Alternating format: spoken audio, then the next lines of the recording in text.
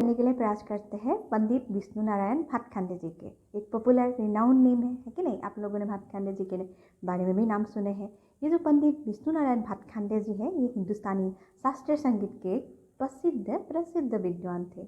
हमारे शास्त्रीय संगीत के पुनर्जागरण का इनको अग्रदूत कहा जाता है। उनका जो योगदान है एक अलग प्रकार के ही थे। वो संगीत के विकास के दौर में अपने तरफ से जी जान लगा दिया था। उन समय में उनका जन्म हुआ था जब संगीत के हमारे भारतीय संगीत के एक दुखजनक परिस्थितियों से गुजर रहे थे। लेकिन हमारी जो शास्त्रीय संगीत है, हमारे हिंदुस्तानी संगीत को संभाला उन्होंने। उनके हाथों से ही विष्णु नारायण भातखंडे जी ने हमारे भारतीय संगीत को संभाल लिया उन्होंने, क्योंकि उन्होंने शास्त्रीय संगीत के उससे पहले हम जान लेते हैं उनके जन्म कहाँ हुआ था और कब हुआ था।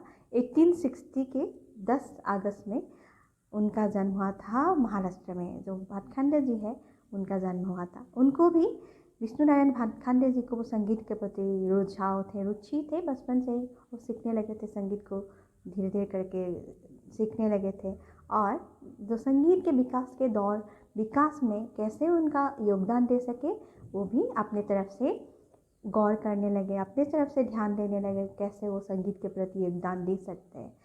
इन्होंने क्या किया, जो संगीत शिक्षा समाप्त करने के बाद ही उन्होंने लगभग बड़े होने के बाद और एक मैच्योरिटी आने के बाद उन्होंने भातखंडे जी ने संगीत शास्त्र की रचना की। भारतीय संगीत पर प्रथम आधुनिक टीका लिखे। क्यों ऐसे हम कहते हैं? क्योंकि उससे पहले एक मौखिक तरीके से हमारे जो शास्त्रीय संगीत पहले भी थे, लेकिन ये मौखिक तरीके से चले आ रहे थे और हम किसी से सुने और उसके बाद जो गुरु शिष्य परंपरा के जरिए हम उनसे गुरु से सीख कर शिष्य वो सीख लेते थे। लेकिन जो स्वरलिपि जो पद्धति इनका प्रचलन उस टाइम तक नहीं था। भातखंडे जी ने इसका जिम्मा लिया और अपनी तरफ से आधुनिक तरीके से उसका टीका जो थे वो लिखने के लिए वो प्रयास किया और वो उसमें सफल भी हुए। और भारतीय जो संगीत पर उनका योगदान इससे और बेहतर क्या हो सकता है कि नहीं? उनके समय में, जो भातखंडे जी के समय में राग रागिनी पद्धति प्रचलन थे। जैसे आप लोगों को इसके बारे में भी मैंने लेके रखे हैं। अगर आप लोग की सुविधा के लिए ये डिस्क्रिप्शन बॉक्स में हम लिंक दे देंगे। और ऐसे भी अगर आप लोग चाहें प्रीवियस क्लासेस को अगर देखना चाहे, प्लेलिस्ट में इसका सेपरेट प्लेलिस्ट बनाया हुआ है म्यूज़िक थ्योरी करके। आज से अगर कोई जुड़ रहे आप लोग जाके उसको देख लीजिएगा, और पहले से अगर कोई देख ले आप लोग उसको रिवाइज कर लीजिएगा और रिवीजन कर लीजिएगा। ये मेमोराइज भी हो जाएगा, क्योंकि याद भी रखना ज़रूरी है कि नहीं? तो मैंने पहले ही बोले, जो उनके समय में राग रागिनी पद्धति थे, लेकिन इन्हें क्या किया, भातखंडे जी ने क्या आधुनिक तरीके से स्वरलिपि जो लिखित तरीके से ये संगीत का विकास के लिए उनकी तरफ से योगदान दिया। और उनने क्या किया, हिंदुस्तानी संगीत पद्धति नाम से ग्रंथ भी लिखे। लेकिन ये जो ग्रंथ है 4 भागों में विभाजित थे। 4 भागों में ये जो हिंदुस्तानी संगीत पद्धति ये ग्रंथ विभाजित थे।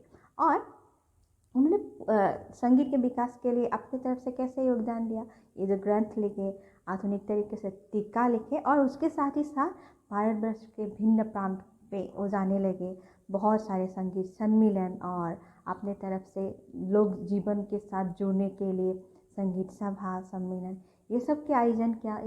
इसके ज़रिए क्या हुआ, जो संगीत प्रेमी थे उनके साथ आने लगे, उनके साथ जुड़ने लगे और उनकी सिखाई हुई जो पद्धति है उसको अपनाने लगे। और जो नया जनरेशन आए थे और जितने सारे यूथ थे और बाकी सारे जो लोग संगीत प्रेमी भी थे, वो सब अपनी तरफ से वो सीखने के लिए प्रयास किया। और उसके साथ ही साथ क्या हुआ, अगर हम संगीत सीखे, डेफिनेटली हम नेक्स्ट और कोई किसी को हम सिखाने के लिए प्रयास करेंगे। ऐसे लोग आए और उनके साथ धीरे धीरे करके जुड़ते गए। और आज भी इनके जो भातखंडे जी के संगीत पद्धति अभी भी प्रचलन है। आप लोग भी सीखे हुए हैं। उनके कितने सारे राग उन्होंने लिखा है, कितने सारे बंदिश, प्यारा प्यारा बंदिश, लक्षण गीत, ये सब उन्होंने लिखा है। और उसके साथ ही अभी जो उनके जो वर्क है भारतीय संगीत का ऐतिहासिक सर्वेक्षण, ये भी एक बहुत ही अच्छा वर्क है।